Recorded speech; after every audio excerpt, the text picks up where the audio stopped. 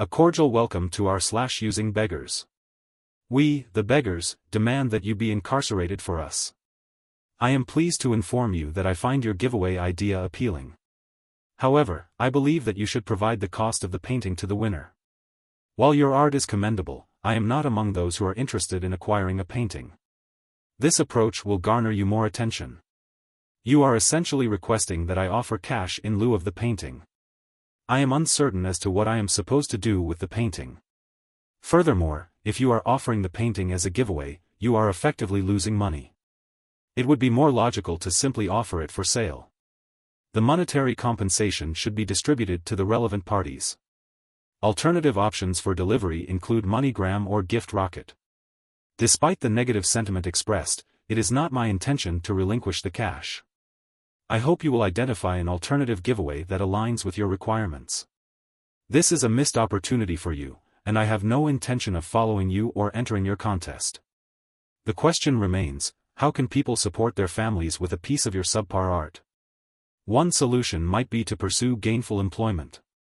Alternatively, you could implement a more compelling giveaway that aligns with consumer demand.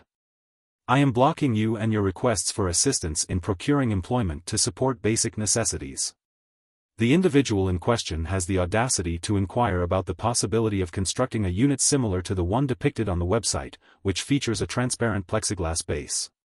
The intention is to utilize this unit for charitable purposes, and the individual believes that it would be an ideal means of soliciting donations. Charlotte, it would be beneficial to list all the desired specifications in point form, as this may facilitate the process. The items previously mentioned are all feasible, however, some adjustments may be necessary. The following items are required. A 1-week turnaround is standard, though this may vary slightly. Please provide the details you would like included on the invoice, and I will prepare one for you. Thank you. This is for charity. At the beginning of our conversation, you mentioned on your website that you create charity machines, which are ideal for supporting charitable causes related to drug habits and other endeavors that require fundraising. The funds will be provided without any undue pressure being exerted on the recipient. I apologize if I did not make this sufficiently clear. The item will be shipped to Brisbane, and the shipping costs will be borne by me. I should perhaps have made it clearer that I build these items for charity organizations, rather than that I am a charity organization myself. The price is indicated in close proximity to the aforementioned blurb. My apologies for the confusion. The manner in which these items are advertised is highly deceptive. One would assume that a charity machine would be intended for charitable purposes. I can discern the source of the misunderstanding. One would also assume that the $189.50 price tag in bold would be the price of the unit is set for sale to charities, which will then utilize it to collect funds. I apologize for the lack of clarity in the initial advertisement. It is evident that further clarification was necessary. We had anticipated that this venture would prove highly lucrative, and we had initially planned to purchase 3 units. However, these circumstances have led to a shift in our expectations. I may have to take this matter up with Bear Trading, as your advertisement specifically mentions charity and now you are attempting to charge for it. I will, Charlotte. I will enlarge and make the font bolder, but not to the same size as the actual advertisement. Out of curiosity, did you also expect the 3 units you wanted to be free? Your tone is unprofessional and condescending. It is not unusual for businesses to donate more than a few items to charity. We would have paid the shipping on all of them. I will definitely refer this to Fair Trading. Charlotte, I am currently testing the efficacy of employing homeopathic sarcasm. The dosage is significantly reduced in comparison to the standard prescription. I apologize if my initial statement caused any confusion. The price listed on the website reflects the actual cost of the items. I did mention in the advertisement that it is beneficial for both charity and individuals struggling with substance abuse. Individuals with substance abuse disorders are unlikely to request complimentary items simply because they meet the criteria outlined on a website. Furthermore, they are unlikely to threaten legal action. I advise against responding to this message. My medication is wearing off, and I am experiencing a significant decline in cognitive function. I am disinclined to engage further with your company. This experience has been highly frustrating. We have stakeholders who will be very upset, and I am certain that they will be contacting you. I apologize, I was dealing with actual paying customers. Please forward these emails to your upset stakeholders. Let them know that you are willing to contribute $3,000 of your own funds and work 2 weeks for free for charity. I am amused by the use of emojis. Is there anything inherently problematic about working for free for charity? In essence, each time one of my videos becomes monetizable, I am essentially engaging in this same practice. However, the long-term benefits outweigh the immediate costs. Consider the significant exposure this has provided. It is akin to the case of TGI Fridays, where the restaurant will likely not lose its customer base permanently. Nevertheless, there are instances where discrepancies in pricing policies arise. For instance, when a military couple visits, the discount is only extended to the individual with military affiliation, not the spouse. It seems that they are unaware of the adage that the most challenging role in the Navy is that of a military spouse when one spouse is in the military. It is often the other spouse who maintains the household and strengthens the family unit. This is particularly evident when the spouse is in the military alongside their husband or wife. The 10% discount is not the primary issue. The underlying implication is that the spouse is of no consequence. Instead, the focus is on the military member, who is often thanked for their service and offered a discount at restaurants such as Outback or Texas Roadhouse. It is unclear whether this sentiment is widely held, particularly given that I am not in the military. However, it is a question worth exploring. Is it accurate to say that the hardest job in the military is being a spouse? The role of a military spouse is arguably the most challenging aspect of military service. It requires resilience, dedication, and a willingness to adapt to the unique circumstances and challenges that arise. I am fascinated by the idea of creating phone cases as a potential collaboration. I would love to hear your thoughts on this idea. If you purchased a case, you would be free to do whatever you want with it. I appreciate seeing people share their positive experiences. Thank you for your interest. I would be happy to provide you with the details you requested. However, I would like to clarify that the image of my dog on the case is not mine. Each customer can choose their own dog to appear on their case. If we were to cease production, we would have no customers. I am therefore obliged to decline your proposal. I would, in any case, be paying out of my own pocket. I engage in this activity in order to pay the rent. The main thing I have learned from this pose is that there are services where you can put your puppy dog on a phone case. I have just checked out your page. I am interested in scheduling a photography session. I would be delighted to proceed, provided that I am granted permission to post the resulting images on my social media page. If that is acceptable, please inform me of your availability. I am available on Thursday at the aforementioned location. The additional cost for travel will be $10, bringing the total to $40. The session can commence at 11 a.m. The meeting will take place between the hours of 1 p.m. and 3 p.m. I must depart at an early hour to ensure the timely completion of my return journey by public transport. Might I inquire as to the feasibility of this arrangement? I was informed that you were willing to undertake this task without compensation. I did so, but that was at the inception of my business. In addition, she purchased lunch as a gesture of gratitude. Might you be so kind as to perform this task at no charge? I require the results by next week, as I intend to submit them. Samples of my modeling. I must respectfully decline your request. If you consider this to be a business transaction, I must point out that it is the epitome of unprofessionalism. I am sorry, but I was just having dinner, and I am unable to accommodate your request. A significant amount of time is dedicated to photo editing, and I believe that compensation is warranted. This is the fundamental principle of business. Your actions are ill-advised and reflect a lack of professionalism. The individual in question, who refers to himself as a professional photographer, is, in fact, an egotistical and inept individual. I am ensuring that Blanc is aware of the extent of this individual's incompetence. I would like to take this opportunity to share a recent experience I had with a woman I had gone on a date with.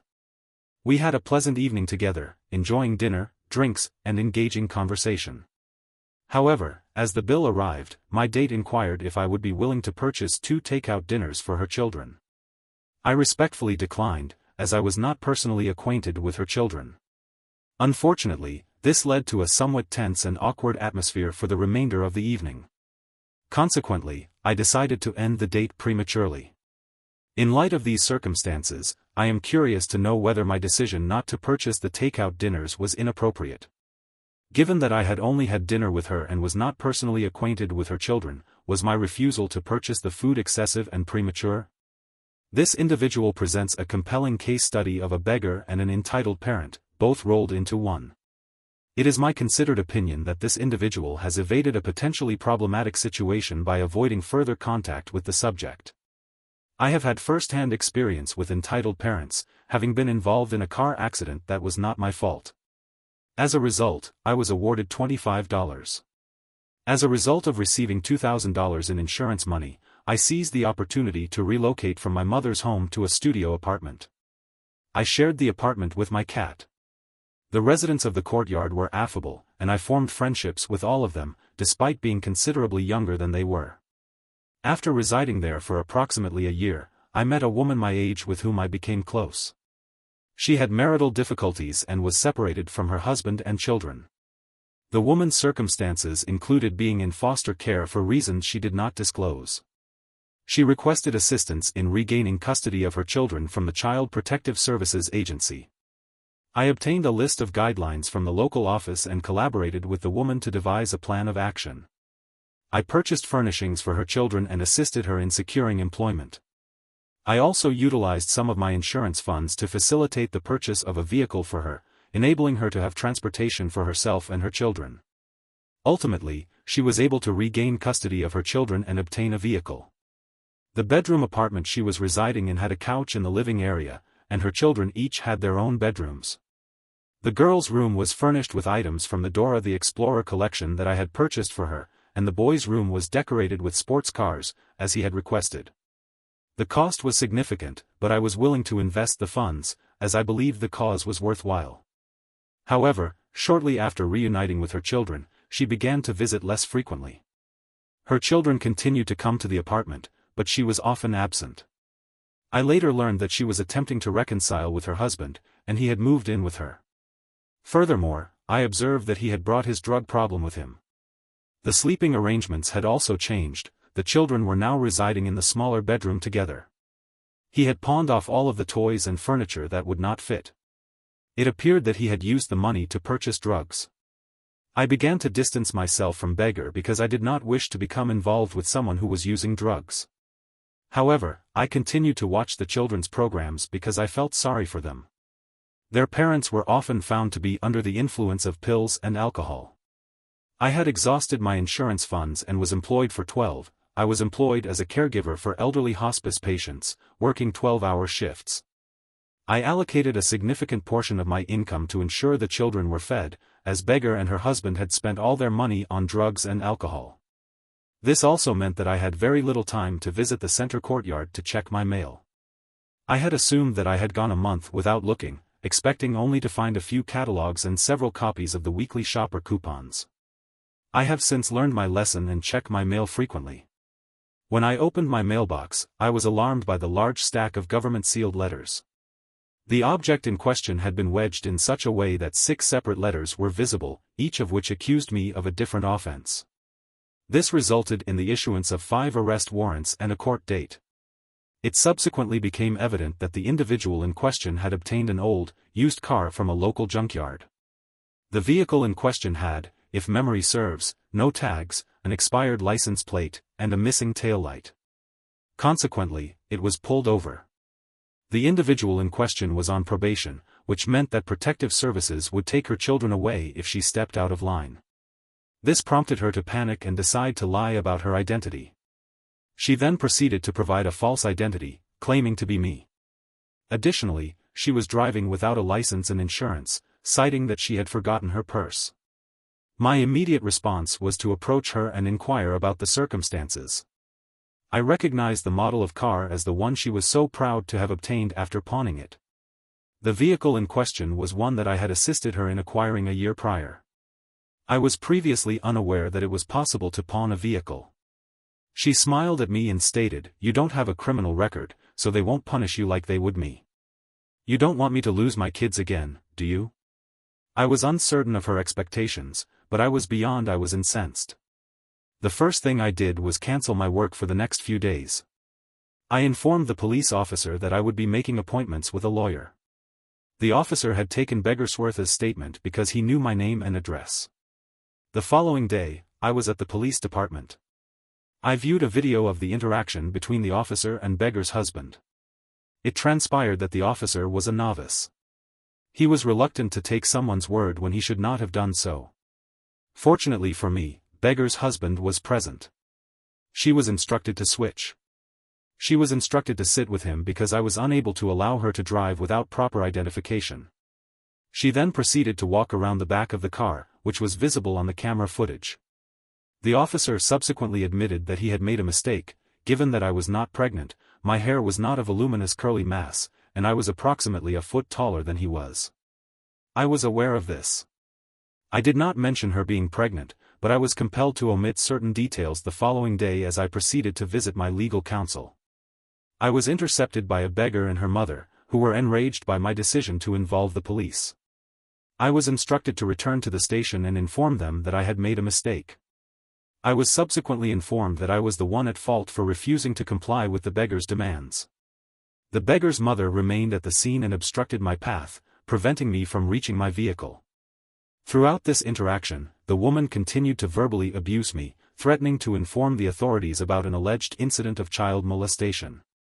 I was young, and this did instill a modicum of trepidation within me, as I was keen to avoid being placed on a list for an action I would never, ever perpetrate. Nevertheless, I was acutely aware that she was issuing these threats in full view of numerous neighbors in my courtyard, many of whom had stepped out to the police were called and the woman was given a warning. I was asked if I wanted to get a restraining order, but for some reason I declined.